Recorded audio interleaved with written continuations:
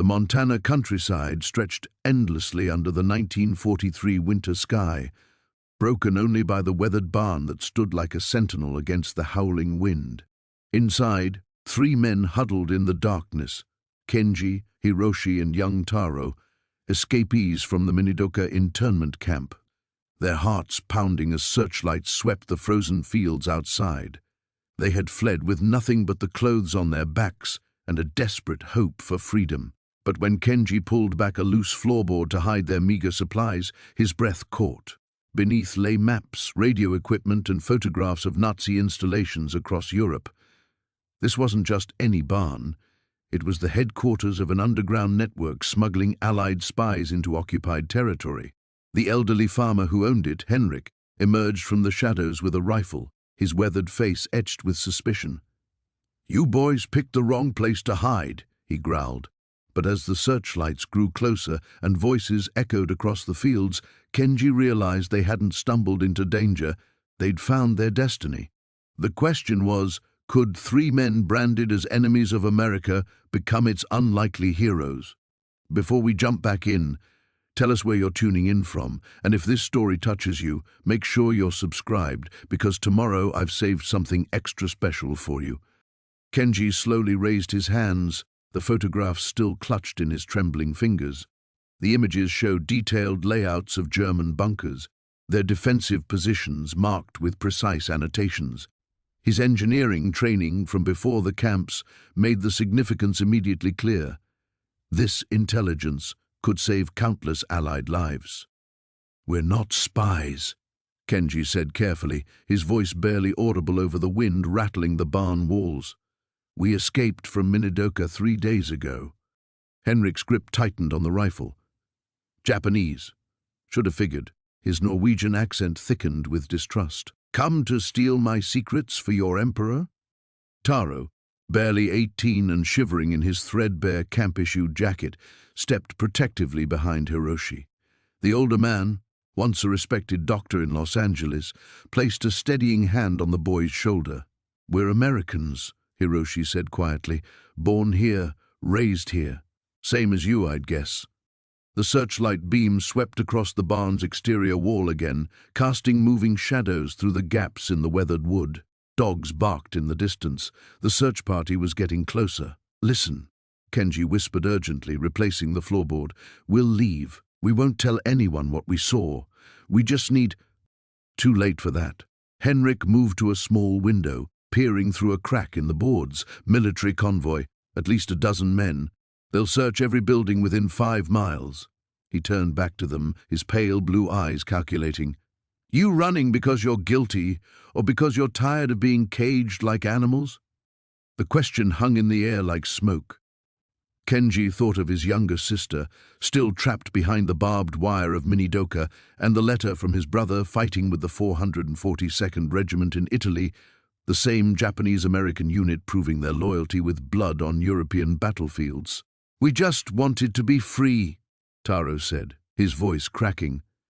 Henrik studied the young man's face, then looked at Hiroshi and Kenji. Something shifted in his expression. "My grandson was at Pearl Harbor," he said slowly. 19 years old when the Arizona went down." Kenji's heart sank. This was how it always went. Their faces became targets the moment people remembered December 7th. But Henrik continued. "Before he died, he wrote me a letter. Said he'd met Japanese soldiers fighting for America in the Pacific. Said they were braver than any man he'd ever known." The old farmer lowered his rifle slightly. Said hatred was what we were fighting against, not what we should be fighting with. The sound of trucks grew louder outside. Voices called out in the darkness, orders being shouted, the systematic approach of a military search operation. "There's a root cellar beneath the hay bales," Henrik said suddenly, pointing to the far corner. "Hidden entrance. You can wait there until they pass." "Why are you helping us?" Hiroshi asked. Henrik was quiet for a long moment, listening to the approaching convoy. "Because 25 years ago, I was the one running, came here from Norway with nothing but the clothes on my back and a head full of dangerous ideas about freedom. Someone gave me a chance when they didn't have to." He gestured toward the hidden intelligence cache. "This work I do, It's not about countries or governments. It's about people fighting for the right to exist without fear. Kenji felt something fundamental shift inside him. For months he'd believed America had abandoned them, branded them as enemies despite their citizenship, their loyalty, their sacrifices. But here was proof that the fight for justice continued in unlikely places, carried out by unexpected allies. "If we stay," Kenji said carefully, "if we help you with whatever this is, what happens to our freedom?" Henrik smiled grimly as the first truck pulled into the farmyard outside. "Son, there's more than one kind of freedom. Sometimes you have to fight for it to truly possess it." The barn door rattled as heavy boots approached. In seconds they would need to choose, hide and remain fugitives, or step forward into something far more dangerous and possibly more meaningful than simple escape. The barn's interior stretched before them like a cathedral of shadows, far larger than any of them had expected. Dust motes danced in the thin shafts of moonlight that leaked through warped boards, and the air carried the musty scent of old hay and something else, something metallic that made Kenji's throat tighten. "Stay close to the walls," he whispered, leading Hiro and Masa deeper into the structure. Their bare feet made no sound on the packed earth floor, but every creak of settling wood made them freeze. Behind them, the dogs had grown louder, their baying echoing across the valley like a promise of violence. Masa stumbled against what looked like a feed trough, catching himself before he could fall. But as his hand pressed against the wooden edge, something gave way with a soft click. A section of the barn floor shifted beneath his weight, revealing the corner of a hidden panel. "What the hell?" Hiro breathed, dropping to his knees beside the opening. Kenji grabbed his friend's shoulder. "Don't. We don't know what's down there." But curiosity had already won. Hiro's fingers found the edge of the panel and lifted it carefully, exposing a ladder that disappeared into absolute darkness. A cool breeze drifted up from below, carrying with it the unmistakable smell of cigarettes and coffee, recent cigarettes and fresh coffee. The three men exchanged glances. Someone had been here recently. Someone might still be here.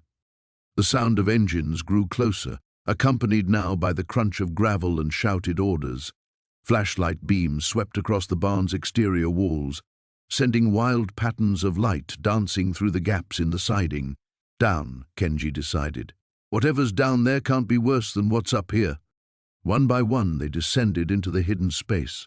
Kenji went last, pulling the panel closed above them just as the barn doors burst open with a crash that seemed to shake the entire structure. "Search every corner," a harsh voice commanded from above. "Check the loft, check behind every post. They're here somewhere." In the absolute darkness below, the three fugitives pressed themselves against what felt like a concrete wall, hardly daring to breathe.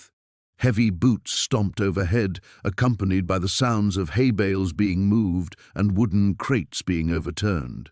A dog barked once, sharp and urgent, somewhere near the entrance. "Nothing here, sir," came another voice after several agonizing minutes. "But we found fresh footprints outside. They definitely came this way. Expand the search. Check the tree line, the creek bed, anywhere they might have gone to ground. And post a man here in case they double back." The voices gradually faded as the search party moved on, but the sound of a single guard remained above, his measured pacing a constant reminder of how precarious their situation had become. They were trapped. As his eyes slowly adjusted to the darkness, Kenji began to make out shapes around them. What he saw made no sense. Radio equipment lined wooden shelves along one wall, its dials and switches gleaming faintly in the blackness. Maps covered another wall, marked with red pins and penciled notations, and stacked in neat piles throughout the room were boxes and crates bearing German text. "Oh my God," Masa whispered, his voice barely audible. "What is this place?" Before anyone could answer, a soft footstep echoed from somewhere in the darkness beyond them. Then another. Someone was down here with them, moving with deliberate stealth through the shadows. A match flared to life 20 feet away, illuminating a weathered face above work clothes and suspenders. The man holding it was perhaps 60, with steel-grey hair and eyes that held no surprise at finding 3 Japanese-American prisoners in his hidden room. He touched the match to an oil lamp, and warm light spread across the space, revealing its full scope. It was a command center. Maps of the Pacific coastline covered every available surface, marked with shipping lanes and patrol schedules. Code books sat open beside the radio equipment, their pages filled with columns of numbers and letters, and everywhere were documents bearing the eagle and swastika seal of the Third Reich. "Well," the old man said quietly, his voice carrying a faint accent that Kenji couldn't immediately place. "This is unexpected." Hiro took a step backward, his eyes wide with shock. You're German?" The man set the lamp on a wooden table and studied them carefully. "Among other things, the question is, what are you? Besides 3 scared boys who've stumbled into something far bigger than a simple escape from camp." Above them, the guards' footsteps continued their steady rhythm. Below, surrounded by evidence of what appeared to be a Nazi spy operation, Kenji felt the weight of impossible choices settling on his shoulders like lead blankets. They had sought refuge and found something that could condemn them as traitors or make them heroes. The old man smiled, but there was no warmth in it. "My name is Klaus Weber, and you, I think, are going to help me save a great many lives." The barn fell silent, except for the rhythmic dripping of melted snow from the rafters.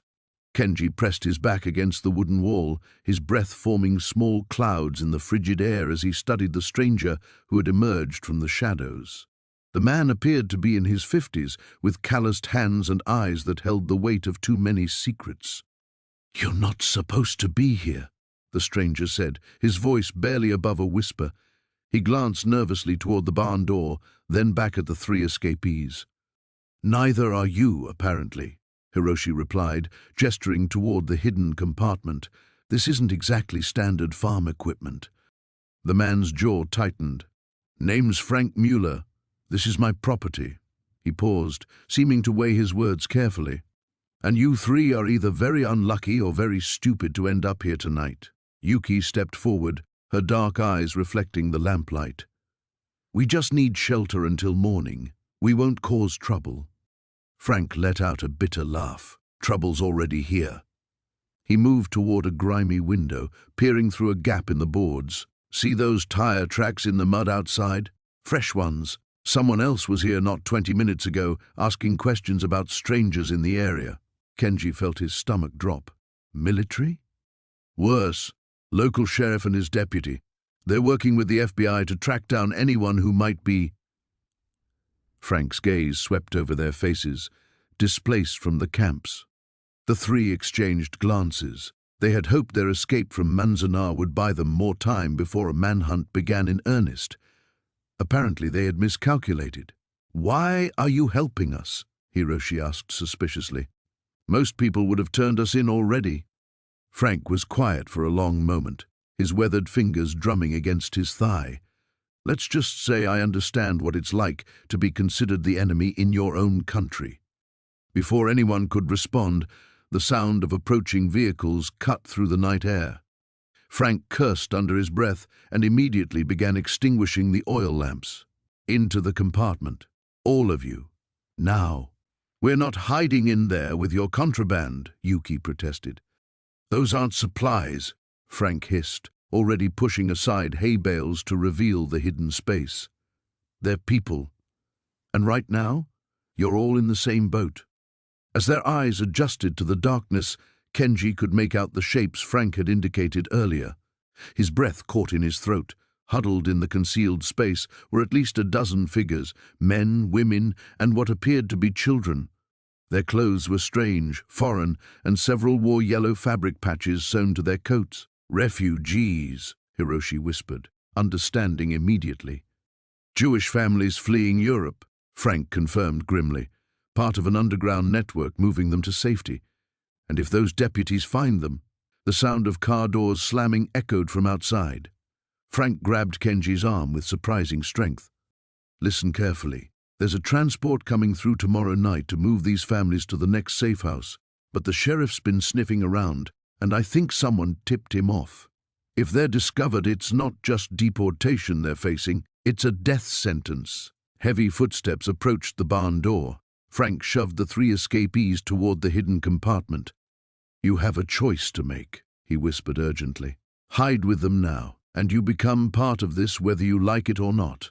Walk away, and you're on your own against the manhunt. But these people, they don't have anywhere else to go. Yuki looked at her companions, then at the frightened faces peering up from the hidden space. A small girl, no more than 8 years old, clutched a tattered doll and stared at her with wide, terrified eyes. "Frank Muller," a gruff voice called from outside. "Open up! Sheriff's Department!" Kenji made the decision for all of them, dropping into the compartment and helping pull the false floor back into place above their heads. Hiroshi and Yuki followed without hesitation, squeezing into the cramped space alongside the refugees. In the absolute darkness, surrounded by the smell of fear and damp earth, Kenji heard Frank's heavy boots crossing the barn floor above them. The barn door creaked open. "Evening, Sheriff Patterson. Little late for social calls, isn't it?" "Cut the act, Frank. We know you've been harboring fugitives. Japanese escapees from Manzanar were spotted in this area. Haven't seen hide nor hair of anyone suspicious. Just me and the livestock. Mind if we take a look around?" There was a pause that seemed to stretch for eternity. "Course not. Though I should warn you, the cows get spooked easy. Might hurt your investigation if they start making a ruckus." Footsteps began moving across the floor above, methodical and searching. In the darkness of their hiding place, Kenji felt the small girl's trembling hand find his. He squeezed it gently, making a silent promise that somehow they would all survive this night. But surviving was only the beginning. Tomorrow would bring impossible choices that would test everything they believed about loyalty, sacrifice, and the true meaning of freedom.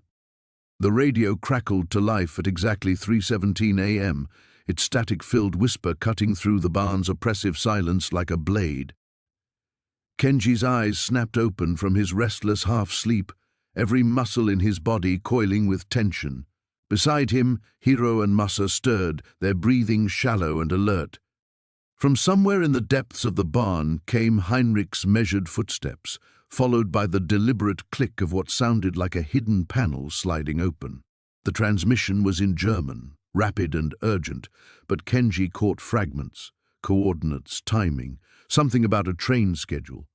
His 2 years of studying German at Berkeley before the war suddenly felt like a lifetime ago. "Understood." Heinrich's voice carried clearly in the darkness. "Operation Nightfall proceeds as planned. Confirm cargo manifest and security detail." Kenji exchanged glances with his companions. Whatever they had stumbled into was far more complex than a simple refuge. The barn seemed to pulse with secrets, its shadows harboring mysteries that made their own desperate flight pale in comparison. The transmission ended abruptly, leaving only the sound of Heinrich's footsteps returning to the main floor. A door creaked open somewhere above them, and lamplight flickered across the wooden beams. Kenji held his breath, pressing himself deeper into the hay as Heinrich's silhouette appeared at the top of the ladder leading to their makeshift hideout. "I know you're awake," Heinrich said quietly, his accent thick but his English precise. "Come up, there are things you must see." The 3 men hesitated, weighing their options. They could refuse, could demand their freedom, could slip away into the night and take their chances with the patrol dogs and searchlights. But something in Heinrich's tone suggested that their choices had already been made for them, carved out by circumstances beyond their control. Slowly they climbed up to the main floor, where Heinrich waited beside a table laden with maps, photographs, and documents. In the lamplight, Kenji could see that the barn's interior had been transformed into something resembling a military command center. Radio equipment lined one wall, carefully concealed behind false panels. Crates, marked with German text, were stacked in neat rows, and what appeared to be weapons were arranged on a workbench. "Sit," Heinrich commanded, gesturing to 3 wooden chairs. His manner was neither hostile nor welcoming, simply matter-of-fact. "You have seen too much to leave now, and I have too much at stake to let you go uninformed." Masa shifted uncomfortably in his chair. "What is this place?" Henrik studied them carefully, his pale blue eyes moving from face to face as if weighing their worth. "This is a nexus," he said finally, "a place where paths converge and destinies are decided. You three are running from your government's injustice. I am working to undermine my government's evil. Our purposes may not be the same, but our enemies are." He spread a large map across the table, revealing intricate markings and routes that crisscross the Midwest. Red pins marked specific locations connected by thin threads that formed a complex web. "In 3 days, a train will pass through the valley below," Henrik continued. "It carries cargo that my associates have been tracking for months. Documents, prototype weapons, scientific research stolen from universities and laboratories across occupied Europe, material that could accelerate Germany's weapons development by years." Hero leaned forward, studying the map. "And you plan to stop it?" "I plan to redirect it," Henrik corrected, "to ensure that its contents reach people who will use them to save lives rather than destroy them. But the operation requires more personnel than I have available. The train will be heavily guarded, and the window for action is narrow." Kenji felt a chill of understanding. "You want us to help you." Henrik nodded slowly. "I want you to choose. You can leave now. Take your chances with the patrols and the dogs. Perhaps you will find another hiding place. Perhaps you will be recaptured. Or you can stay and help me ensure that the weapons meant to kill Allied soldiers, including Japanese-American soldiers fighting in Europe, never reach their intended destination." The barn fell silent except for the creaking of old wood and the distant hoot of an owl.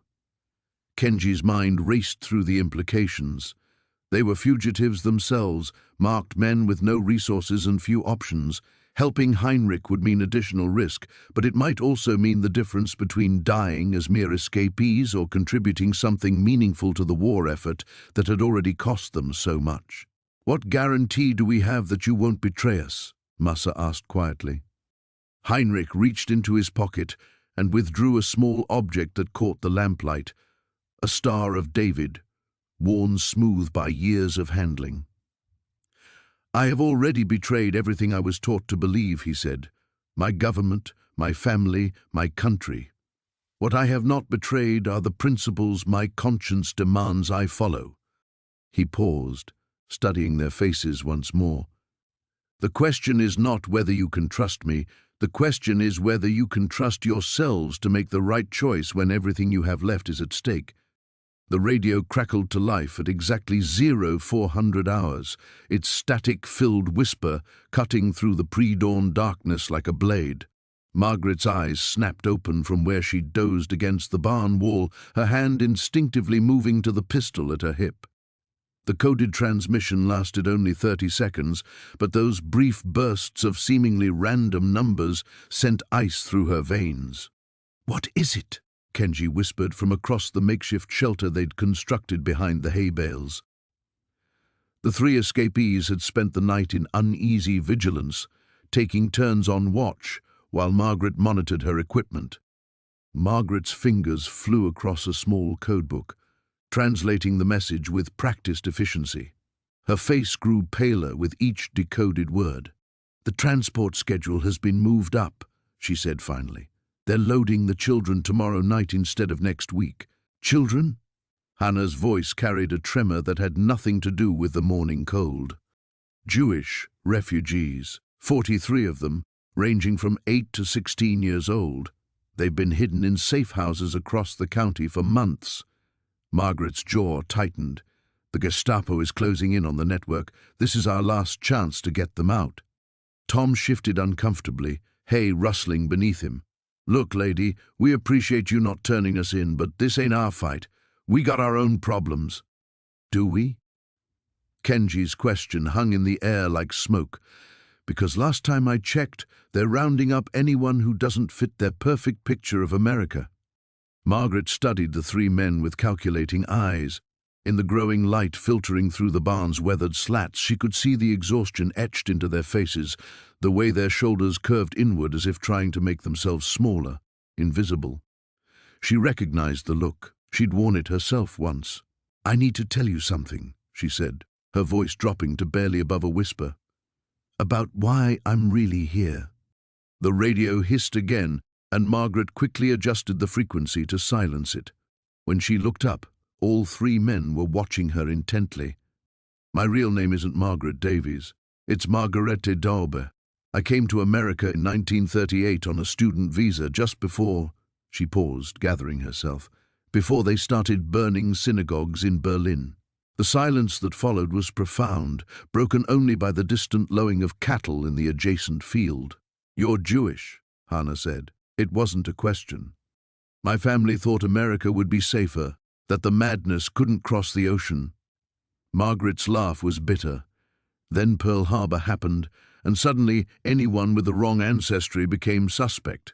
When the FBI started investigating German nationals, I knew it was only a matter of time. "So you joined the resistance," Kenji observed. "I created it, at least this cell." Margaret moved to a section of the barn wall that looked identical to every other weathered board. Her fingers found a hidden catch, and a panel swung inward, revealing a cavity filled with documents, weapons, and radio equipment far more sophisticated than what they'd seen her using. "I've been running people through this route for 18 months. Escaped POWs, Jewish refugees, anyone the Reich wants dead." Tom whistled low. "How many?" 237 souls have passed through this barn." Margaret's voice carried quiet pride. "But tomorrow night's run is different. The heat is too intense, the network is compromised, and I'm down 3 operatives who were arrested last week." She pulled a detailed map from the hidden compartment, spreading it across a hay bale. Red X's marked locations throughout the county, connected by pencil lines that showed safe routes and danger zones. "The children are scattered across 7 safe houses here, here, and here." A finger traced the marked locations. "They need to be collected, transported to the rendezvous point by the river, and loaded onto a boat that will take them to Canada. All between midnight and 0400 hours. And if you don't make it?" Kenji asked. "They'll be discovered by morning. The Gestapo has informants everywhere now, and someone talked. We have maybe 18 hours before they start kicking down doors." Margaret folded the map carefully, her movements precise despite the tremor in her hands. "I'm not asking you to risk your lives for strangers. I'm asking you to risk them for the same reason you risked everything to escape that camp. Because sometimes survival isn't enough. Sometimes you have to choose what kind of person you're going to be when the world tries to make you disappear." The barn fell silent, except for the morning sounds of birds awakening and the distant rumble of military vehicles on the main road. Each man wrestled with his own demons, his own calculations of survival versus conscience. Finally, Tom spoke. "Those kids, they got family waiting for them? Some do, some don't, but they've all got futures if we can get them out." Kenji stood slowly, stretching muscles stiff from the cold night. "What do you need us to do?" Margaret smiled for the first time since they'd met her, and for a moment the weight of the world seemed to lift slightly from her shoulders. "Help me save 43 lives." The radio crackled to life at precisely 0200 hours, its static-laden voice cutting through the barn's oppressive silence. Kenji jolted awake from his position near the hay bales, his body instinctively tensing as the German words filtered through the wooden beams above. "Achtung, Widerstandscell identifiziert. Koordinaten folgen." Sarah's face went ashen as she hunched over the receiver, her fingers dancing across the dials with practiced precision. The transmission continued for another 30 seconds before dissolving into white noise. In the dim lamplight, her trembling hands betrayed the fear she'd been carefully concealing. "What did they say?" Hero whispered, though the gravity in Sarah's expression already provided the answer. "They've identified a resistance cell. They're transmitting coordinates." Sarah's voice was barely audible as she reached for a worn notebook, comparing the numbers she'd hastily scribbled to a coded map. Her finger traced a route that made her stomach drop. "It's the Hartman farm, 15 miles north." Takeshi emerged from the shadows where he'd been keeping watch. "How many people?" The Hartmans have been hiding 12 families, 43 people total, including 16 children. Sarah's voice cracked slightly. The transmission indicated a dawn raid. That gives us maybe 3 hours. The weight of the revelation settled over the group like a suffocating blanket. Kenji studied Sarah's face, noting how her composure finally began to fracture. This wasn't just another intercepted message. These were people she knew, people she'd sworn to protect. "There's something else," Sarah continued, her fingers working nervously at the radio's frequency dial. The transmission mentioned a valuable asset at the location, someone they want alive. Hiro stepped closer to the radio equipment, his engineer's mind already analyzing their options. "Can you warn them? Send a counter-transmission?" Too risky. The Germans have been tracking radio signatures. One unauthorized broadcast from this location would expose everything we've built here. Sarah's shoulders sagged under the weight of impossible choices. But there might be another way. She moved to a corner of the barn where a canvas tarp concealed additional equipment. Underneath lay a collection of explosive devices, detonators, and what appeared to be military-grade communication gear, far more sophisticated than anything the three escapees had expected to find. "The access road to Hartman's farm crosses Muller's Bridge," Sarah explained, her voice gaining strength as a plan formed. "It's the only route the convoy can take with their heavy vehicles. If we could disable it, they'd have to approach on foot or take the longer route through town," Takeshi finished, understanding immediately. Buying the families time to evacuate. Kenji felt a familiar knot forming in his stomach, the same sensation he'd experienced when their transport truck had overturned, presenting them with the choice to flee or help the injured guard. "You're talking about an act of sabotage against the German army." "I'm talking about saving 43 innocent lives," Sarah shot back, her green eyes blazing with determination, "including children who've never hurt anyone." The barn fell silent except for the distant sound of wind rattling the wooden walls. Each of them understood the implications. Destroying the bridge would be an irreversible commitment to the resistance and to a fight that wasn't originally theirs. Hiro was the first to speak. "What would you need from us?" Sarah looked surprised by the question, as if she hadn't dared hope for their participation. "The bridge's support structure requires precise placement of charges. It's a 2-person job minimum, and I can't do it alone." She paused, studying their faces. "But I won't lie to you. If we're caught, they won't just send you back to camp. This is a death sentence if we fail." Takeshi moved to the barn's small window, peering out at the pre-dawn darkness. "How do we know you're telling the truth about any of this? For all we know, you're working with them, and this is some elaborate test." The accusation hung in the air like smoke. Sarah's expression hardened, and for a moment she looked far older than her years. Without a word, she walked to a wooden chest near the radio equipment and withdrew a photograph. She handed it to Takeshi. In the dim light, he could make out a family portrait, a young Sarah, perhaps 16, standing beside an older couple and a boy who couldn't have been more than 10. All four wore the distinctive yellow stars that marked them as Jews. "My parents and brother," Sarah said quietly, "taken in 1941, deported to Dachau." Her voice remained steady, but her hands clenched into fists. "I've been intercepting German communications for 2 years, trying to find any trace of them. Instead, I've learned about convoy schedules, deportation routes, and planned raids like tonight's." She took the photograph back, her fingers tracing the faces with infinite gentleness. "You want to know why you should trust me? Because we're all running from the same evil, just wearing different faces of persecution." The radio suddenly squawked again, causing everyone to freeze. Another German transmission, brief but urgent. Sarah's expression grew grim as she translated. "They've moved up the timeline. The raid begins in 90 minutes. The wireless crackled to life at precisely 11:30, its static-laden voice cutting through the barn's oppressive silence. Margaret's weathered hands moved with practiced efficiency across the dials, her face illuminated by the amber glow of the vacuum tubes.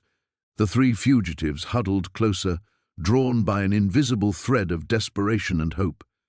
"Nightingale to Sanctuary," the voice whispered through the interference. "Package delivery scheduled for dawn. 3 additional items require special handling." Margaret's jaw tightened as she reached for the microphone. "Sanctuary to Nightingale. Original capacity may be compromised. Advise delay." "Negative. Timeline non-negotiable. Cargo includes priority medical supplies for northern route. Lives depend on morning departure." The transmission ended with a decisive click, leaving the barn in a silence that felt heavier than before. Margaret stared at the radio for a long moment, then turned to face the 3 men who had unknowingly become entangled in something far larger than their own survival. "You heard," she said simply. "Come morning, this place will be crawling with activity. People who trust me with their lives, carrying medicine that could save hundreds more. And you 3, she gestured toward them with a mixture of resignation and calculation. "You're variables I never planned for." Hiroshi stepped forward, his soldiers bearing evidence despite his civilian clothes. "We can leave before dawn, disappear into the woods. You'll never see us again. And if you're caught within 5 miles of here?" Margaret's voice carried the weight of experience. "How long before they make you talk? How long before this entire network collapses and those medical supplies never reach the camps where typhus is spreading like wildfire?" The question hung in the air like smoke. Kenji found himself studying Margaret's face, noting the way her eyes never quite met theirs directly, as if she were calculating odds and outcomes with each glance. There was something else there too, a flicker of recognition that made his skin crawl. "What kind of medical supplies?" he asked quietly. Margaret's pause was almost imperceptible, but Kenji caught it. "Antibiotics, sulfur drugs, things that are impossible to obtain through official channels. For the camps," Yuki said, and it wasn't a question. "Among other places." Margaret moved to the window, peering through a gap in the boards. "The resistance isn't just about sabotage and intelligence gathering. Sometimes it's about keeping people alive long enough to see the other side of this war." A distant rumble reached their ears, engines on the mountain road, still miles away but growing closer. Margaret cursed under her breath and began covering the radio equipment with canvas tarps. "They're early," she muttered, "or someone else is using that road." Hiroshi moved to another window, his trained eye scanning the tree line. "How many vehicles?" "Hard to tell. Could be our people, could be a patrol." Margaret's hands never stopped moving, securing loose papers and checking the hidden compartments built into the barn's walls. "Either way, we need to be ready." The sound grew louder, and through the darkness, they could make out the faint glow of headlights cutting through the forest. Margaret grabbed a lantern and adjusted its wick until only the barest flame remained. "If those are our people, I signal with this light. 2 short flashes, then a long one. If it's anyone else—" She reached behind a loose board and withdrew a pistol that looked well-maintained despite its age. "We fight." Kenji's mind raced as pieces of a larger puzzle began forming an unsettling picture. The barn's strategic location, Margaret's obvious experience with clandestine operations, her knowledge of camp conditions, it all pointed toward an organization far more sophisticated than a simple group of local sympathizers. "You're not just hiding refugees, are you?" he said, voicing the suspicion that had been growing since their arrival. "This is bigger than helping a few escaped prisoners." Margaret's smile was sharp as a blade. "Smart boy. No, this isn't about helping a few people slip through the cracks. This is about documenting everything that's happening in those camps. Every name, every death, every detail that history might otherwise forget or deny." The vehicles were closer now, and they could hear the distinct rumble of heavy trucks negotiating the winding mountain road. Margaret moved to the window and raised the lantern, her finger poised over the wick. "So here's your choice," she said without turning around. "Run now and hope you make it to Canada before someone captures you and unravels everything we've built here. Or stay, help us get tonight's cargo safely on its way and become part of something that might actually matter when this war ends." The headlights rounded the final bend, illuminating the clearing in front of the barn. Margaret watched intently, counting vehicles and looking for recognition signals.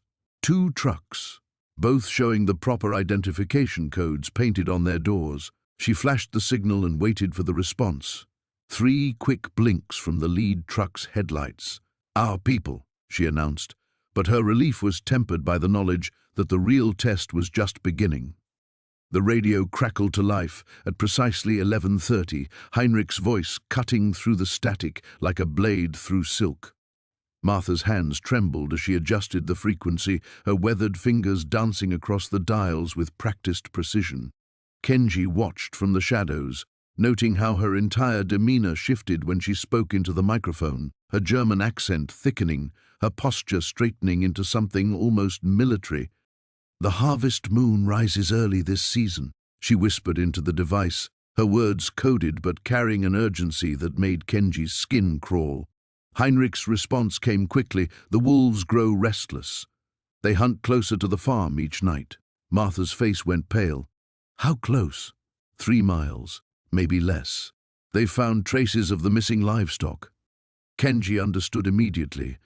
The search parties were closing in, following whatever trail they'd left during their escape from the internment camp. He stepped forward, causing Martha to startle and nearly drop the microphone. "Tell him about the transport," Kenji said quietly. "Tell him about tomorrow night." Martha shook her head violently. "Too dangerous. If they're monitoring frequencies, if we don't warn him, hundreds die." Kenji's voice carried a steel that surprised even him. "Your choice." The old woman stared at him for a long moment, then lifted the microphone again. "Henrik, the grain shipment has been moved up, tomorrow evening instead of next week." A pause that seemed to stretch forever. "Understood. We'll adjust the mill's schedule accordingly." The connection went dead. Martha slumped in her chair as if the brief conversation had drained years from her life. "You don't understand what you've just asked of me," she said. "Of all of us." "I understand the train is carrying people who don't deserve to die," Kenji replied, "just like we didn't deserve to be locked up for the crime of our ancestry." From the corner, Taro looked up from the medical supplies he'd been cataloguing. "Martha, how long have you been doing this? This resistance work?" The question hung in the air like smoke. Martha's eyes grew distant, focusing on something beyond the barn walls. "Since 1939. She said finally. "Since they started rounding up my neighbors in the old country, since they murdered my—" She stopped abruptly, as if catching herself before revealing too much. "Your what?" Ichiro pressed gently. He'd been quiet during the radio exchange, but Kenji could see the investigative instincts that had made him a respected journalist before the war. Martha rose stiffly and walked to a wooden chest in the corner. She lifted the lid and withdrew a photograph, yellowed with age. She handed it to Ichiro with shaking fingers. The image showed a younger Martha standing beside a tall man in academic robes. Between them stood 2 children, a boy and a girl, neither older than 10. All 4 were smiling, caught in a moment of pure happiness that seemed impossible now. "My husband was a professor at the University of Berlin," Martha said, her voice barely above a whisper. "Physics. He refused to work on their weapons programs. They sent him to Dachau in 1940. She paused, collecting herself. "My children tried to hide with relatives in Austria. They were on a transport, not unlike the one we're planning to stop." The barn fell silent except for the distant lowing of cattle and the whisper of wind through the rafters. Kenji felt something cold settle in his stomach as the full weight of Martha's sacrifice became clear. "You got out," Taro said. "It wasn't a question. I had contacts, people who owed my husband favors. They arranged papers, passage to America." Martha retrieved the photograph and clutched it to her chest. "I've spent every day since trying to atone for the lives I couldn't save." Ichiro leaned forward. "The barn, this operation. You built all of this?" Henrik helped. His family fled Germany in 1938, but his cousins remained behind. "We found each other through mutual friends, mutual grief." She tucked the photograph back into the chest. "What you stumbled into here represents 3 years of planning, relationship building, sacrifice. Tomorrow night's operation is the culmination of everything we've worked toward." Kenji understood now why Martha had been so reluctant to involve them. This wasn't just about stopping one transport.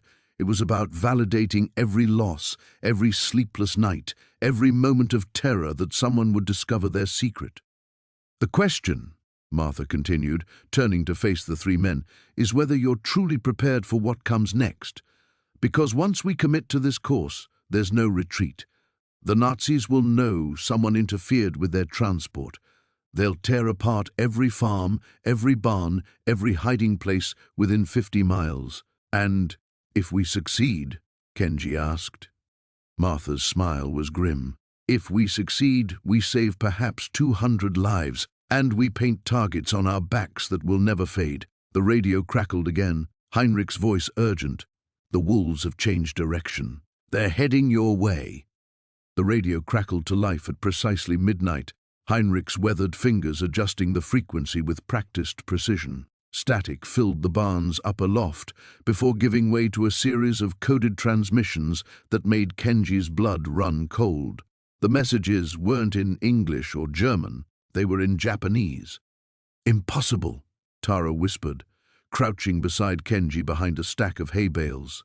They had followed Henrik up to the loft after dinner, curiosity overcoming caution when they noticed the old man's nightly ritual. Henrik spoke fluent Japanese into the microphone, his accent flawless despite his German heritage. The conversation was brief but intense, filled with references to troop movements, supply routes, and something called Operation Chrysanthemum. When he finally clicked off the radio, the silence stretched like a taut wire. "You can come out now," Henrik said without turning around. "I know you're listening." Kenji exchanged glances with Taro and Hannah before they emerged from their hiding spot. Henrik swiveled in his chair, his pale blue eyes reflecting the radio's amber glow.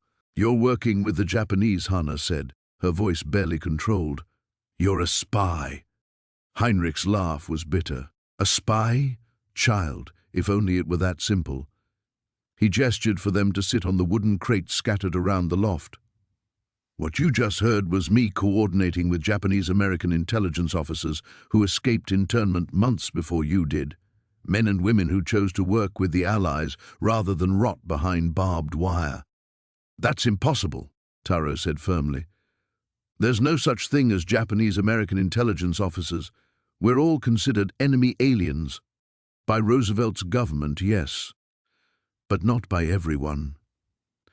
Henrik pulled a worn photograph from his shirt pocket and handed it to Kenji. The black and white image showed a younger Henrik in a U.S. Army uniform, standing beside three Japanese-American men also in military dress. This was taken in 1941, 3 weeks before Pearl Harbor. These men were already working for Army intelligence, investigating Japanese nationalist cells on the West Coast. Kenji studied the photograph, noting the easy camaraderie between the men. "You were military intelligence?" Henrik corrected. "This farm, the resistance operation you discovered, it's all sanctioned, unofficially of course.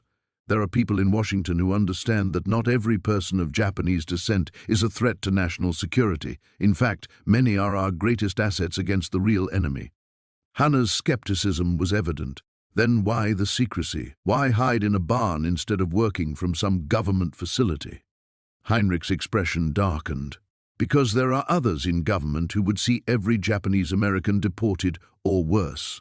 The internment camps were just the beginning for some of these zealots. We operate in the shadows because the shadows are the only place left where sanity prevails." The radio crackled again, an urgent series of Morse code signals that made Henrik snap to attention. He quickly decoded the message, his face growing grim as he scribbled notes. "What is it?" Kenji asked. "The weapons convoy we've been tracking. It's not just carrying arms to German submarines. There's intelligence suggesting they're transporting something else. Something that could shift the entire Pacific theater." Henrik's fingers flew over the radio controls, sending out coded signals to his network. Within minutes, responses came flooding back from resistance cells across 3 states.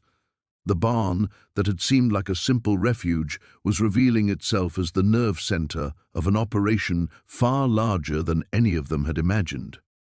"We need to move tonight." Heinrich said, standing abruptly. "The convoy will reach the coast in 18 hours. If we're going to intercept it, we need to coordinate with the naval units offshore." "Naval units?" Taro's voice cracked slightly. Japanese-American sailors who were already at sea when the internment orders came down. They never returned to port. Officially, they're deserters. Unofficially, they've been conducting reconnaissance missions along the Pacific coast. Heinrich began gathering equipment from hidden compartments around the loft. "Your arrival here isn't coincidence, it's providence. We need people who can blend in, who can get close to the convoy without raising suspicion." Kenji felt the weight of impossible choices settling on his shoulders. Freedom had been within their grasp just hours ago. Now they were being asked to walk deliberately back into danger, to trust their lives to a network of ghosts operating outside all official channels. "And if we refuse?" Hana asked quietly. Heinrich paused in his preparations, meeting each of their gazes in turn. "Then you're free to leave at dawn, as planned. I'll give you supplies, maps, safe houses along the route north. No one will stop you." The offer hung in the air, genuine and without coercion. But Kenji could see in Heinrich's eyes what he wasn't saying, that hundreds of lives hung in the balance, that the contents of that convoy could determine whether the war stretched on for years or reached a swifter, more decisive conclusion. The radio's static filled the silence as three escaped prisoners contemplated a choice that would define not just their own futures, but the fate of countless others. The basement beneath the barn stretched further than any of them had imagined. What they'd taken for a simple storage cellar revealed itself as an intricate network of tunnels, carved from the rocky hillside with meticulous precision. Heinrich led them through passages barely wide enough for two people, their footsteps muffled by packed earth floors that spoke of years of careful construction.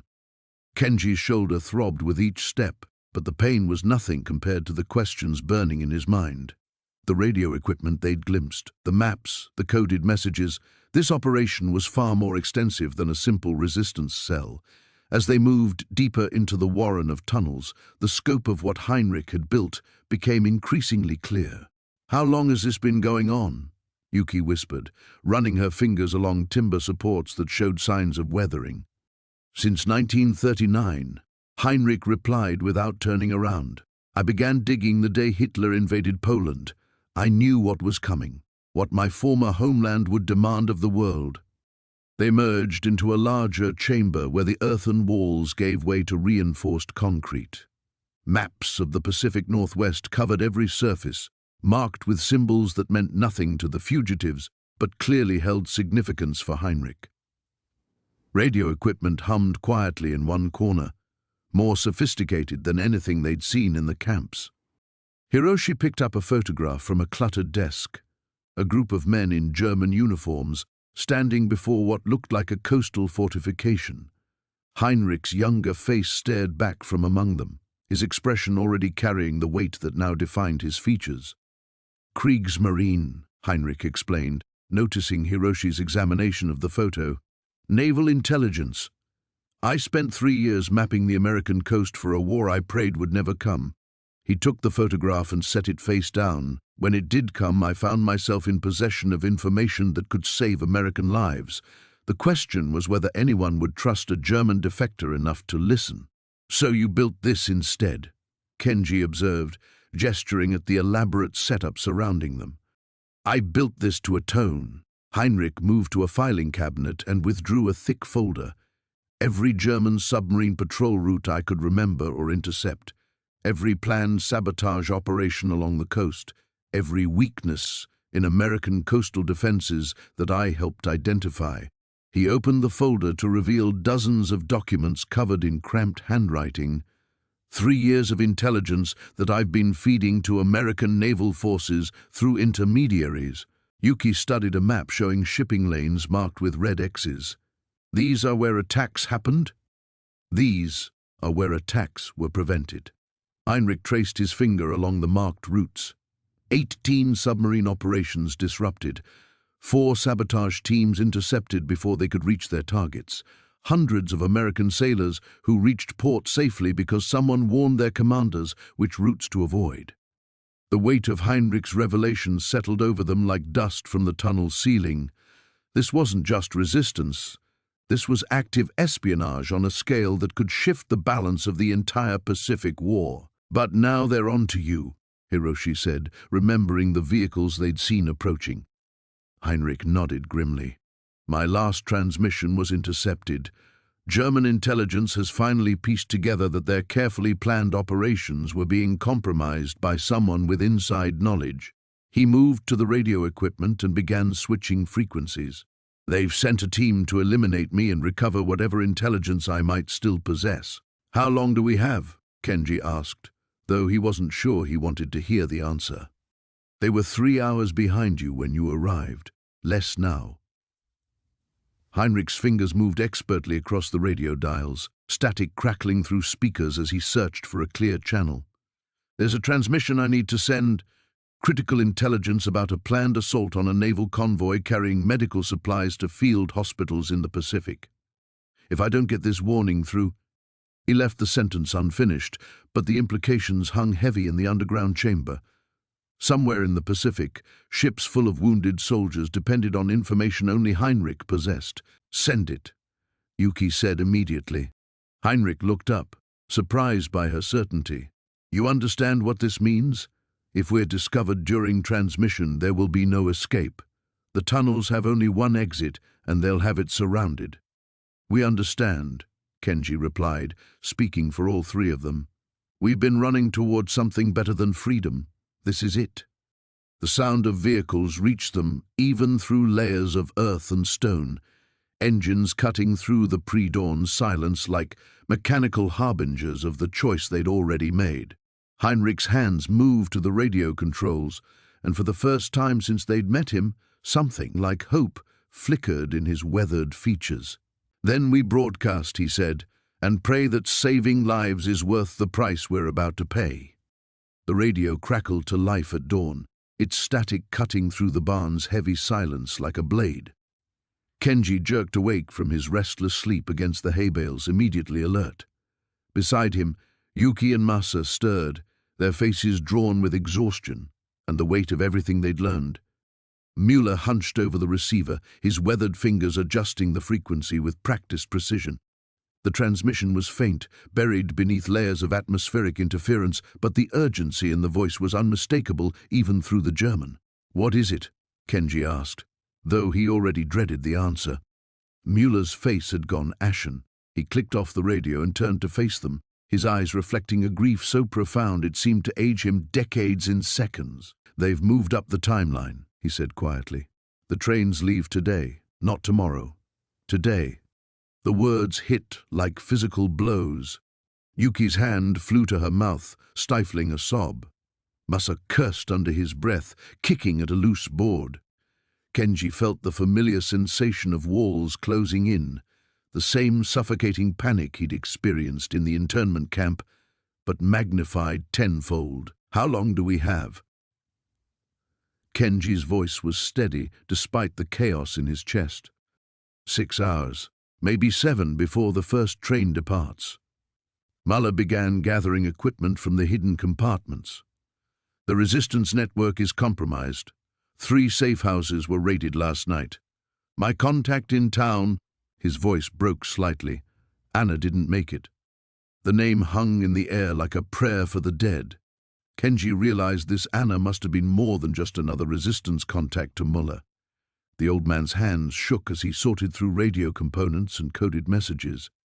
"We can't possibly coordinate an operation in 6 hours, Masa said, his voice edged with desperation. "It took weeks to plan the original rescue."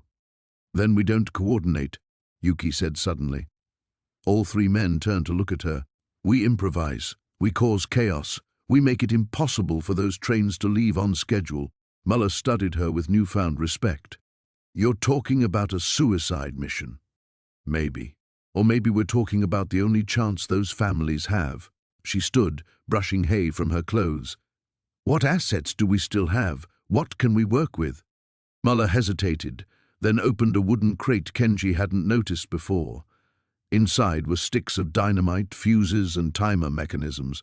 This was meant for the bridge outside town, But with the network compromised— "The rail yard," Kenji interrupted, understanding flooding through him. "We don't need to rescue everyone if we can prevent the trains from leaving at all." "The security will be massive," Muller warned. "After last night's raids, they'll have every approach watched." "Not every approach," Massa said slowly. "I worked railroad construction before the war. If this yard is built like most of them, there's a maintenance tunnel system for the switching mechanisms. They run under the main platform." Muller's eyes lit up. "The old storm drains. I helped build those 20 years ago. They connect to the creek behind the yard." For the first time in hours, Kenji felt a flicker of hope. How much of that dynamite would we need to cripple the rail system? All of it, placed strategically at the main junction points, but— Muller's expression darkened again. "Someone would need to stay behind to ensure the timers work properly. The mechanisms are old, unreliable. The implications settled over them like a shroud. This wasn't just dangerous, it was a death sentence for whoever remained." "I'll do it," Muller said without hesitation. "This is my fight. Has been for years." "No." Kenji's voice was firm. "You know these people, this area. You're more valuable coordinating escape routes for survivors." "Then I'll stay," Yuki said quietly. "I'm the smallest. I can move through those tunnels fastest, place the charges most efficiently."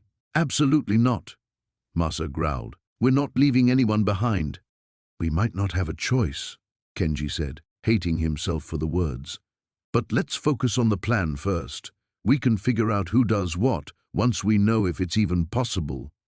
Mueller spread a hand-drawn map across the workbench. "Here's the yard layout. Main depot here, switching station here.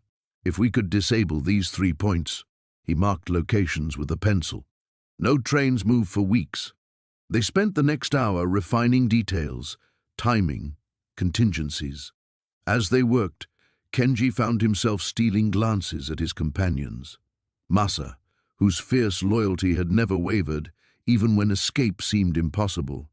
Yuki, whose quiet strength had carried them through their darkest moments. Muller, whose decades of resistance work had culminated in this desperate gambit. Whatever happened in the next few hours would determine the fate of hundreds of innocent people, but it would also reveal who they truly were when everything was stripped away except the choice between safety and sacrifice. The radio crackled again. This time, the message was brief and chilling. Trains loading now. First departure moved to noon. They were out of time. The radio crackled to life at 3:17 in the morning, jarring Kenji from his restless sleep on the barn floor. Morse code pierced the darkness in urgent bursts, each dot and dash spelling out their doom. "Get up," Sarah whispered harshly, her fingers flying across the telegraph key in response. "They know." Hiroshi was already moving, shaking Masa awake, while Kenji struggled to process the words filtering through his exhaustion. The past week had blurred together in a haze of preparation. Studying Wehrmacht uniforms, memorizing German phrases, learning the intricate details of the prisoner transport routes. Now, with less than 18 hours until the operation, everything was falling apart. "What do they know?" Masa demanded, instantly alert despite being pulled from deep sleep. Sarah's face was pale in the radio's amber glow. Someone talked. "The Gestapo raided 3 safe houses in Portland. They're looking for escaped prisoners working with the resistance." The barn fell silent, except for the distant sound of wind rattling the wooden walls. Kenji felt his chest tighten, that familiar sensation of walls closing in that he'd experienced in the internment camp. They'd been so close to freedom, to redemption through this impossible mission to save the Jewish refugees. Now they were trapped again. "How long do we have?" Hiroshi asked, his voice steady despite the circumstances. "Unknown. Could be hours, could be days. But Thomas?" Sarah's voice caught. Thomas was taken. The words hit like a physical blow. Thomas, the grizzled resistance fighter who'd been their primary contact, who'd risked everything to help them prepare for the mission. Kenji had grown to respect the man's quiet determination, his unwavering commitment to saving lives, regardless of the personal cost. "Will he talk?" The question came from Massa, blunt and necessary. "He's strong, but everyone breaks eventually," Sarah replied, her fingers drumming nervously against the radio. "We have to assume the worst." Hiroshi moved to the window, peering through a crack in the boards. The countryside stretched endlessly in the moonlight, deceptively peaceful. We could run, take our chances in the wilderness, and let those people die. Kenji found himself speaking before he'd consciously decided to. The image of the train cars filled with refugees flashed through his mind. Men, women, children who would disappear into the Nazi death machine if they did nothing. "We're not soldiers," Massa said quietly. "We're just three guys who wanted out of a camp." But even as he spoke the words, Kenji could see the conflict in his friend's eyes. They'd all changed during their time in the barn. The mission had given them something they'd lost in the internment camp: purpose, a chance to prove their loyalty to America, not through military service they'd been denied, but through sacrifice. "There's something else," Sarah said, reaching into a hidden compartment beneath the radio. She withdrew a leather portfolio, her hands trembling slightly.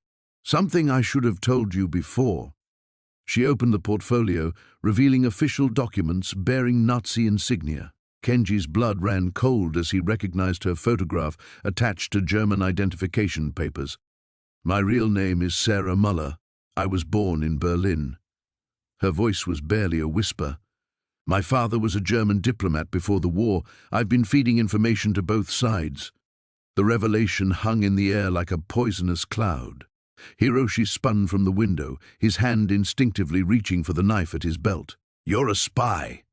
"I'm trying to save lives," Sarah said, meeting his gaze steadily. "Both German and Allied. But if they catch me—" She touched the papers. "These documents could get us past the checkpoints. I could get you to that train." Kenji stared at her, trying to reconcile this revelation with the woman who'd spent weeks training them, who'd shared meals and stories and seemed genuinely committed to their cause. "Why should we trust you?" "Because," Sarah said, pulling out a final document, a list of names handwritten in German, "because my brother is on that train." The admission seemed to drain something vital from her. She sank onto a crate, suddenly looking older than her years. "Henrik Muller. He's been hiding his Jewish ancestry since 1938. Someone finally discovered the truth." Understanding dawned slowly. Sarah wasn't just another resistance operative motivated by ideology. She was a sister desperate to save her brother, willing to betray her own country to do it. "The operation continues," Hiroshi said suddenly. "We knew it was dangerous. We knew we might not survive." "Hiroshi," Massa began. "No." Hiroshi's voice carried a finality that silenced objections. "We've spent 2 years in a cage, treated like enemies by our own country. This is our chance to prove who we really are." Kenji looked at his friends, then at Sarah with her dual loyalties and desperate love for a doomed brother. Outside, dawn was still hours away, but he could already feel the weight of the day ahead pressing down on them. "Then we go," he said simply. The die was cast.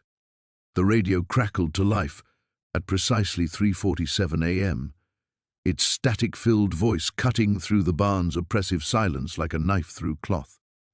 Heinrich's weathered fingers adjusted the frequency with practiced precision, his face illuminated by the amber glow of the transmission dial. "Nightingale to Mockingbird. Package delayed. Repeat, package delayed." Kenji felt his stomach drop. The weapons shipment they'd been expecting, the one that would make their sabotage mission possible, wasn't coming. Around him, the other resistance members exchanged grim glances. 3 weeks of planning, and now this. "How long?" Heinrich whispered into the microphone, his German accent barely detectable after years of careful practice. "Static, then indefinitely." SS patrol intercepted convoy near Bend. 4 dead, 3 captured. The transmission ended with a sharp click, leaving them in darkness once more. Heinrich's shoulders sagged as he switched off the radio, the weight of command settling heavily upon him. In the corner, Marie clutched her medical bag tighter, her knuckles white against the worn leather. "We can't wait," she said, breaking the suffocating silence. The transport leaves at dawn. 600 people, Henrik. 600 souls heading to that place. Taro stepped forward from the shadows, his voice steady despite the tremor in his hands.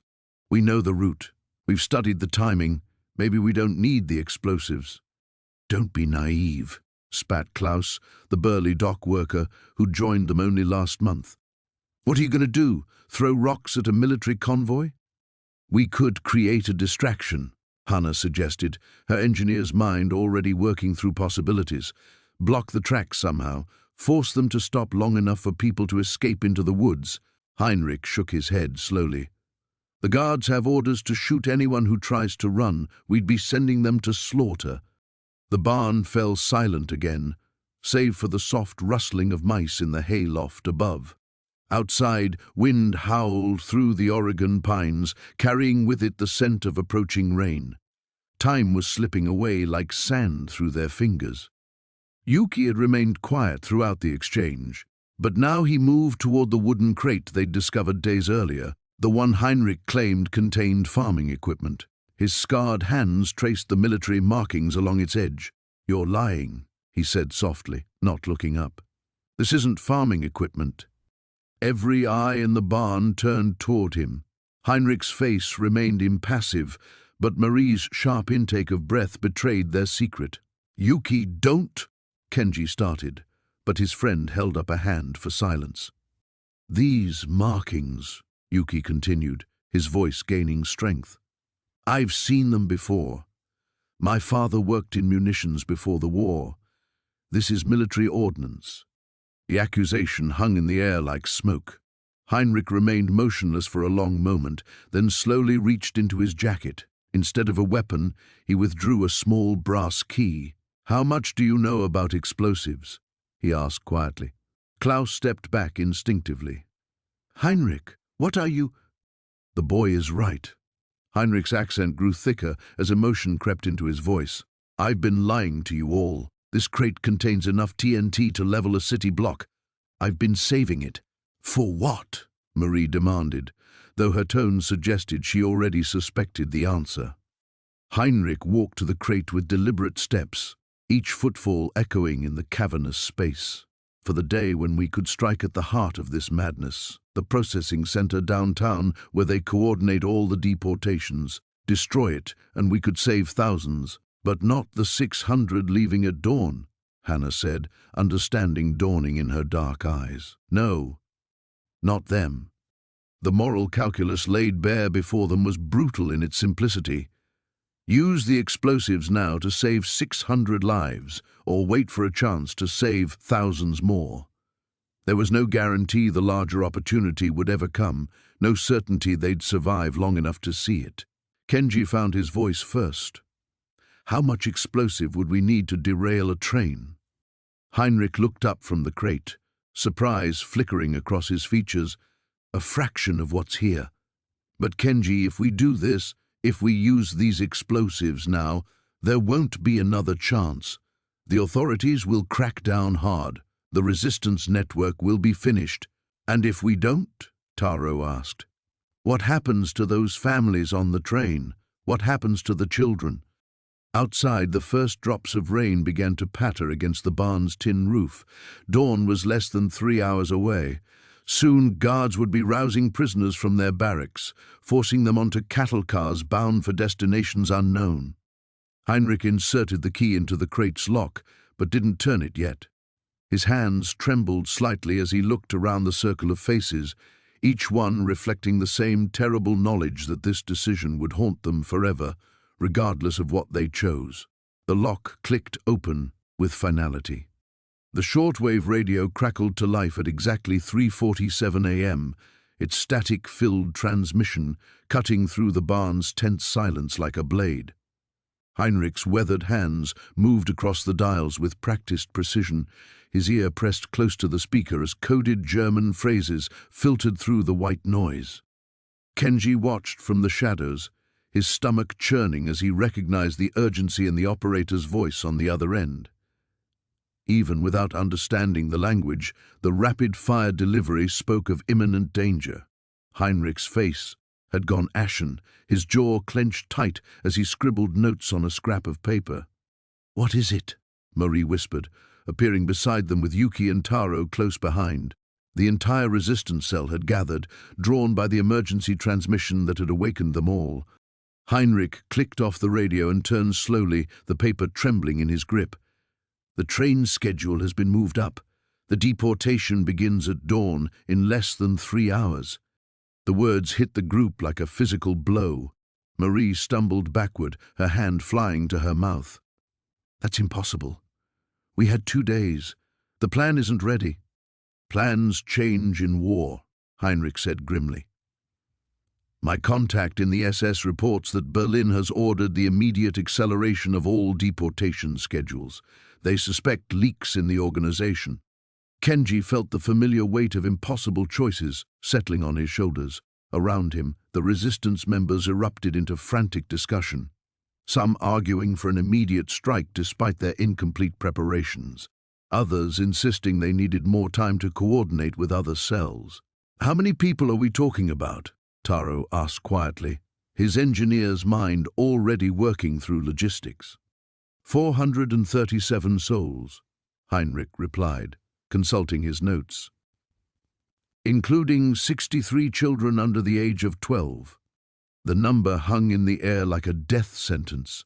Yuki closed her eyes, and Kenji knew she was thinking of her younger brother, lost somewhere in the chaos of their own internment. Marie paced frantically near the hidden weapons cache. "We have enough explosives to damage the tracks, but without the second team in position at the switching station, the trains will simply reroute. We'd delay them by hours at most." "Hours could be enough," suggested one of the younger resistance fighters, a boy who couldn't be more than 16. "No," Henrik said firmly. "Hours means they arrive in daylight, with air support available. It would be suicide for any rescue attempt." Kenji stepped forward, his heart pounding. "What if we don't wait for the trains to leave?" Every eye in the barn turned toward him. Marie frowned. "What do you mean?" "The deportees are being held at the processing center overnight, correct? Instead of attacking the trains, we hit the center itself, free them before they ever board." "The processing center is a fortress," Marie protested. "Concrete walls, guard towers, machine gun nests. We'd need an army, or we'd need to get inside first," Taro said slowly, understanding dawning in his voice. "Kenji, you're not suggesting that we turn ourselves in?" Kenji nodded grimly. "Exactly. 3 escaped prisoners returning voluntarily would be processed immediately, placed with the others. Once we're inside, we could—" "Get yourselves killed," Henrik interrupted harshly, "and accomplish nothing except adding 3 more bodies to the count." But Yuki was already shaking her head, her eyes bright with possibility. "Not if we had help from the outside. A coordinated attack, us opening the gates from within while you strike from without." Marie began pacing again, her tactical mind engaging despite her obvious reluctance. "The guard rotation changes at dawn. There's a 17-minute window where the tower positions are unmanned during shift change. 17 minutes to get over 400 people out?" the young resistance fighter asked skeptically. 17 minutes to create enough chaos that we could extend the window," Henrik corrected, his tone thoughtful. "If the internal team could neutralize the communications equipment, prevent them from calling for reinforcements." "It could work," Marie admitted reluctantly, "but the internal team would be on a suicide mission. Even if we succeeded in the rescue, anyone inside during the initial assault—" She didn't need to finish. They all understood the mathematics of such operations. The 3 who went inside would likely not come out. Kenji looked at his companions, Yuki with her fierce determination, Taro with his steady analytical gaze. They had all lost so much already. Their families scattered, their homes destroyed, their freedoms stolen. But they had found something in this barn, among these strangers who had become allies. They had found purpose. "We do it," Yuki said quietly, her voice carrying the weight of finality. "All 3 of us," Taro agreed, placing a hand on Kenji's shoulder, "together." Henrik studied them for a long moment, And Kenji saw something shift in the old man's expression, a mixture of admiration and profound sadness. "Then we have much to accomplish before sunrise," Henrik said finally. "Marie, gather the weapons. Everyone else, prepare the vehicles." As the barn erupted into purposeful activity, Kenji felt time accelerating around them like water rushing toward a waterfall's edge. The train's whistle echoed through the valley as dawn broke over the mountains, its mournful cry masking the thunder of approaching vehicles. From the barn's loft window, Kenji watched a convoy of military trucks snake down the dirt road, their headlights cutting through the morning mist like searchlights hunting prey. "They found us," Hannah whispered, her voice barely audible over the radio static crackling from the hidden transmitter below. Thomas emerged from the shadows of the communications alcove, his weathered face grim. "Not us, the train." He adjusted the radio frequency, and suddenly the airwaves filled with frantic German voices. "They know about the transport. Someone talked." Yuki's hands trembled as she coded the final transmission to the Allied bombers already airborne and approaching the target coordinates. 300 Jewish refugees packed into cattle cars, destined for camps that would become their graves, depended on the precision of her fingertips dancing across the telegraph key. But the approaching convoy meant their window was closing fast. "How long until the bombers reach the bridge?" Kenji asked, never taking his eyes off the military vehicles now less than a mile away. 12 minutes, Yuki replied, sweat beading on her forehead despite the barn's chill. "But the train will cross in 8. Thomas cursed under his breath and began destroying sensitive documents, feeding them into a small brazier. The flames cast dancing shadows on the barn walls, where maps and photographs of Nazi installations hung like accusations. The timing was perfect until now. Someone in the network betrayed us. Hannah moved to the window beside Kenji, watching soldiers spill from the trucks as they reached the property's perimeter. There are at least 30 of them, SS by the look of their uniforms. "We need to buy time," Thomas said, pulling a lever that opened a hidden compartment in the barn floor. Inside lay weapons and explosives, enough to hold off a small army but not nearly sufficient for what approached. "If that train crosses the bridge before the bombers arrive, 300 people die," Kenji finished, his voice heavy with the weight of impossible mathematics. 3 escaped prisoners against 30 trained soldiers. 8 minutes to somehow delay a locomotive carrying human cargo toward oblivion. Yuki's transmission ended with a sharp burst of static. She looked up from the radio, her face pale but determined. "Message confirmed. Bombers are locked on target, but they can't deviate from the flight plan. If we can't slow that train..." A sharp knock echoed through the barn, followed by barked commands in German. Thomas moved with surprising agility for his age, sealing the radio compartment and activating a mechanism that rotated the wall panels, transforming the communications center back into an ordinary barn storage area. "Remember," he whispered urgently, "you 3 were never here. This is my operation, my choice." But Kenji shook his head, grabbing a rifle from the hidden cache. "We're past that now. We chose this fight the moment we stayed." Hannah picked up a submachine gun, checking its magazine with practiced efficiency learned during their desperate flight from the internment camp. "My grandmother always said that some bridges can only be crossed by walking through fire." The barn doors exploded inward under the impact of rifle butts and German efficiency.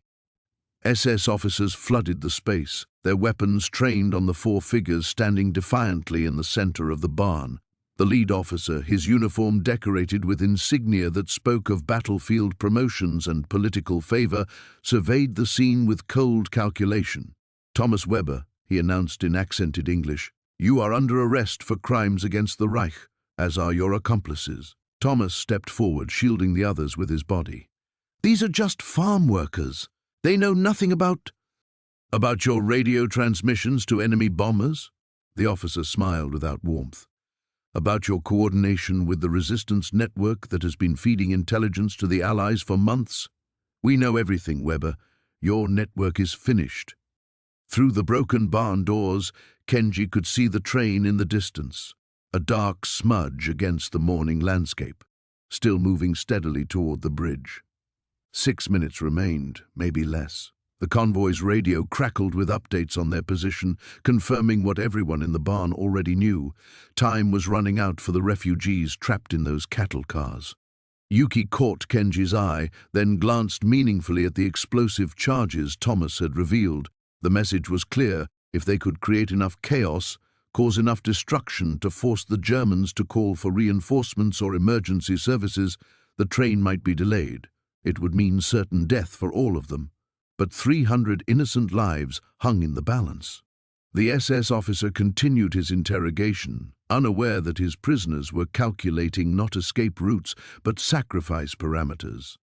In the distance, the train's whistle sounded again, closer now, a countdown measured in heartbeats and desperate choices.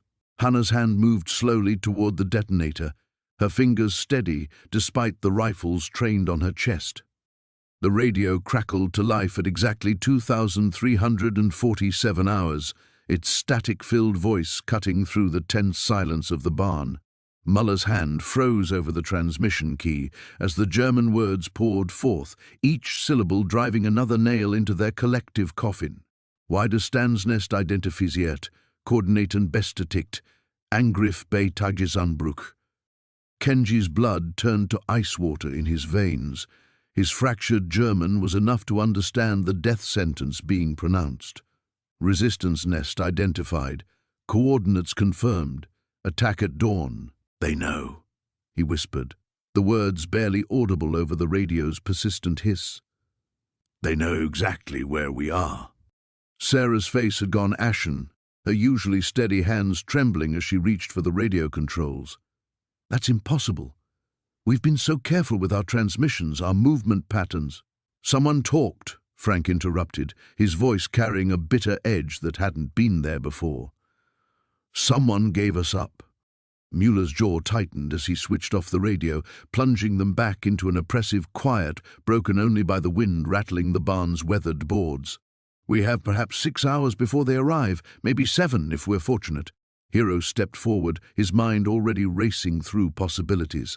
The resistance fighters in the forest. How many? 43 souls, Muller replied without hesitation. Men, women, some barely old enough to hold a rifle. They trust me to keep them safe. And the supply drop? Yuki asked, though she suspected she already knew the answer. Sarah's expression confirmed her fears. It's a trap now. Has to be. If they know about this location, they know about the operation. The weight of realization settled over them like a suffocating blanket. Hundreds of Allied prisoners depending on those medical supplies, resistance fighters who would walk unknowingly into a German ambush, and their own desperate flight toward freedom, all of it crashing down around them. Frank began pacing, his engineer's mind attacking the problem from multiple angles. We could run, right now, disappear into the forest before they close the net. And leave 43 people to die? Hero's voice carried a quiet intensity that brooked no argument. We've all lost enough to this war. I won't add their blood to the count. Muller studied the 3 men with something approaching admiration. You barely know these people. You owe them nothing. We owe them everything, Kenji said firmly. Every act of kindness you've shown us. Every risk Sarah has taken, it's all connected. We're all fighting the same war, just on different fronts. Sarah moved to the barn's window, peering out into the darkness beyond. There might be a way. It's dangerous, probably suicidal, but it could work. Tell us, Yuki said immediately. The old mine shaft, 3 kilometers north. It connects to a network of tunnels that run beneath the forest. If we could get the resistance fighters there before dawn, they might be able to disappear underground. Muller shook his head. The tunnels haven't been used in 20 years. Half of them have collapsed. The others are flooded or filled with poisonous gas.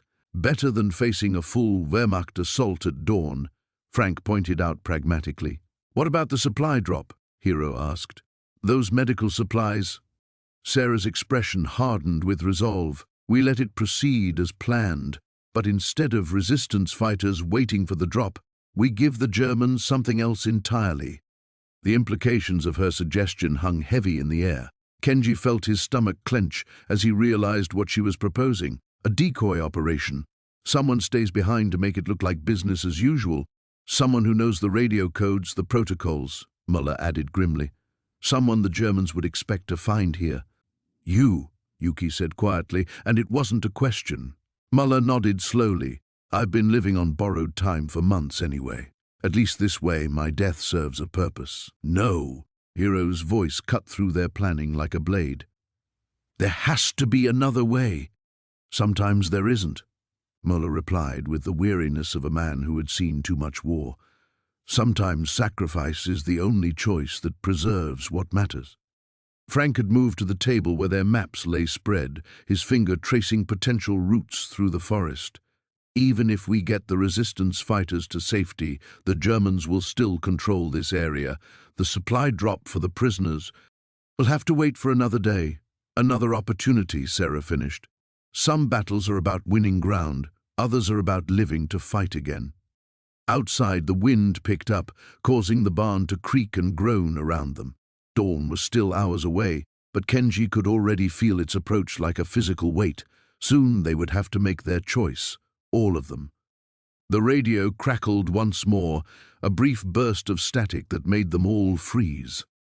But no voice followed, only the endless whisper of empty frequencies carrying the weight of unspoken fears across the darkened countryside. Time was running out, and with it, any hope of saving everyone they had come to care about. The static crackled through the radio as Kenji's fingers worked the dials with practiced precision. Dawn was breaking over the mountains, casting long shadows across the barn where their small group had spent the night preparing for what might be their final transmission. The weight of 800 lives pressed down on them like the heavy beams overhead. Signals strong, Kenji whispered, adjusting his headphones. London's responding. Helen stood behind him, her weathered hands gripping a coded message that contained everything. The location of the internment camp convoy, the planned route through Devil's Canyon, and most critically, the timing. In 6 hours, those buses would be moving through the most vulnerable stretch of mountain road, where a coordinated resistance strike could free everyone aboard. Tell them the packages are ready for delivery, she said, her voice steady despite the tremor in her hands. Akira paced near the window, his eyes scanning the tree line for any sign of the military patrol they'd spotted yesterday. The soldiers had been getting closer, their search pattern tightening like a noose. Every minute they delayed increased the risk of discovery. We should have left hours ago, he muttered, though they all knew he didn't mean it. The decision had been made. Their freedom, if they'd ever truly had any, was a small price for the hundreds of families who would otherwise disappear into the government's most secure facilities. Hannah knelt beside the radio equipment, her engineer's mind still working on the backup transmitter they'd cobbled together from spare parts. If the primary signal fails, we'll have maybe 30 seconds before the frequency goes dead, she said. One chance to get the abort code through if something goes wrong. Helen nodded, her fingers unconsciously touching the small silver locket at her throat, the one containing the photograph that had started this whole revelation. Inside was the image of her daughter, Sarah, standing beside a young Japanese-American man in a graduation gown. The son-in-law Helen had never met, who died at Manzanar before the wedding could take place. Contact established, Kenji announced. They're ready to receive. As the coded information flowed through the airwaves, Helen found herself thinking about choices, the ones that had led her here and the ones that would define whatever time remained. 20 years ago, she'd lost her husband to the First War. Now she was risking everything to prevent the same hatred from consuming another generation. The transmission took 12 minutes. 12 minutes that felt like hours as they waited for confirmation that the resistance cells positioned along the convoy route had received their orders. 12 minutes during which every sound from outside made them freeze, listening for boots on gravel or the slam of truck doors. Finally, the response came through, packages confirmed, delivery scheduled. Kenji pulled off his headphones, his shoulders sagging with relief and exhaustion. It's done, But Hannah was already at the window, her face pale. "We have company." Through the morning mist, they could see vehicles approaching. 3 jeeps moving slowly up the winding road toward the barn. The search had finally reached them. "How long?" Helen asked, already moving toward the hidden panel where they'd concealed the most sensitive documents. 5 minutes, maybe less, Akira said, grabbing his jacket. "There's still time to reach the woods if we go now." Helen shook her head. "You 3 go. I'll delay them, give you a head start." "Like hell," Hannah said firmly. "We started this together." "You started this 40 years ago, when you first opened these doors to people who needed shelter," Kenji corrected. "This is just how it ends." The sound of engines grew louder. Helen looked around the barn, at the radio equipment they'd have to destroy, at the maps covered in resistance markings, at these 3 young people who'd become something like family in just a few days. Outside, 800 innocent people were depending on the information they'd just transmitted. Here, 4 lives hung in the balance. "The root cellar," she said suddenly. "Behind the false wall. You can wait there until—" "No more hiding," Akira interrupted. "No more running." The jeeps had stopped outside. They could hear doors slamming, voices calling out orders. In moments, soldiers would surround the building. Helen reached for the small detonator connected to the radio equipment, a final safeguard to ensure their secrets died with them if necessary. Her finger hovered over the switch as footsteps approached the barn door. "Helen Morrison!" a voice called from outside. "We know you're in there. Come out with your hands visible." She looked at each of them. Kenji, still seated at the radio, Hannah, standing straight and defiant, Akira, his jaw set with quiet determination. Whatever happened next, they'd given 800 people a chance at freedom. Sometimes, Helen realized, that was enough. The barn door began to slide open. The first explosion lit the night sky like a false dawn, orange flames licking at the darkness as the munitions depot erupted in a cascade of sparks and thunder. From their position on the ridge, Kenji watched through binoculars as chaos consumed the valley below. German soldiers scattered like ants from a disturbed nest, their carefully ordered world suddenly transformed into bedlam. Phase 1 complete. Martha's voice crackled through the radio, a calm tone betraying none of the danger she'd just escaped. Moving to secondary position, Hiroshi adjusted his pack, checking the explosives one final time. The weight felt heavier now, not because of the C4 strapped to his back, but because of what it represented. 3 months ago, he'd been a prisoner, resigned to his fate behind barbed wire. Tonight, he was about to strike a blow that would echo across the Pacific. "You ready for this?" Yuki asked, her dark eyes reflecting the distant fires. He nodded, though his throat felt dry as sand. They'd rehearsed this moment dozens of times, but rehearsal couldn't account for the raw terror that clawed at his chest or the way his hands trembled despite his best efforts to remain steady. The communication facility squatted like a concrete toad in the center of the compound, its radio towers stretching toward the stars. Inside those walls, encrypted messages flowed between the Reich and its forces scattered across the globe. Martha had been right. Destroy this nexus, and they could blind the enemy for weeks, maybe months. Dr. Weber's voice joined Martha's on the radio, speaking in rapid German to his contacts within the facility. His double agent status had held, even after tonight's violence. The guards still trusted him, still believed he was one of them. That trust would be their undoing. "Perimeter guards are being redirected to the depot," he reported. "You have a 10-minute window, maybe less. 10 minutes to change the war. 10 minutes to prove that 3 escaped prisoners could stand against an empire." They moved down the slope like ghosts, using the shadows cast by burning buildings to mask their approach.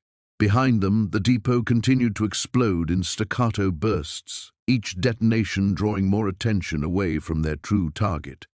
The communication facility's rear entrance stood unguarded, exactly as Weber had promised. Yuki produced her lockpicks, her fingers dancing across the mechanism with surgeon's precision. The click of tumblers falling seemed impossibly loud in the night air, but then the door swung open, revealing a corridor bathed in red emergency lighting. 2 guards at the main console, Hiroshi whispered, consulting the building plans they'd memorized.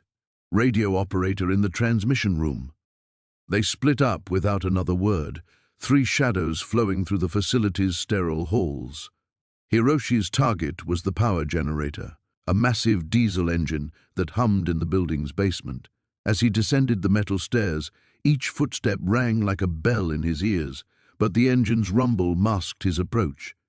The guard never saw him coming. One moment the man was reading a magazine beside the generator, the next he was unconscious on the concrete floor. Hiroshi felt a flicker of guilt. This soldier was young, barely out of his teens, probably dreaming of home just as Hiroshi had done during his own imprisonment. But war made monsters of them all, and mercy was a luxury they couldn't afford. He placed the charges with practiced efficiency, timer set for 8 minutes. Enough time to escape, but not enough for anyone to disarm them once discovered.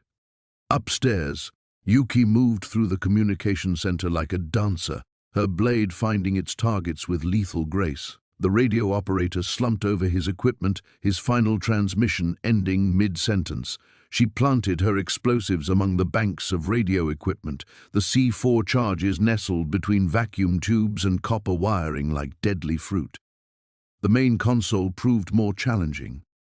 3 guards clustered around the central command station, their attention focused on coordinating the response to the depot attack. Hiroshi emerged from the basement just as Yuki prepared to strike, and together they moved with the synchronization of partners who'd learned to trust each other completely. The fight was brief but vicious. One guard managed to draw his sidearm before Hiroshi's knife found his throat. Another raised an alarm that died with him seconds later. The third simply stared in shock as Yuki's blade opened his chest, his final breath escaping in a confused whisper. "Charges set," she reported, her voice steady despite the blood spattering her clothes. 4 minutes, Hiroshi replied, glancing at his watch. They ran then, abandoning stealth for speed as they raced through the facility's corridors. Behind them, the building held its breath, waiting for the moment when fire and force would transform it from a nexus of enemy power into a monument to resistance. The explosion, when it came, was beautiful in its completeness. The communication facility simply vanished, consumed by a pillar of light that reached toward the heavens like a prayer made manifest. In that moment, watching their enemy's strength crumble into ash and memory, the 3 former prisoners finally understood what Martha had tried to tell them from the beginning. They were no longer victims of this war. They had become its authors.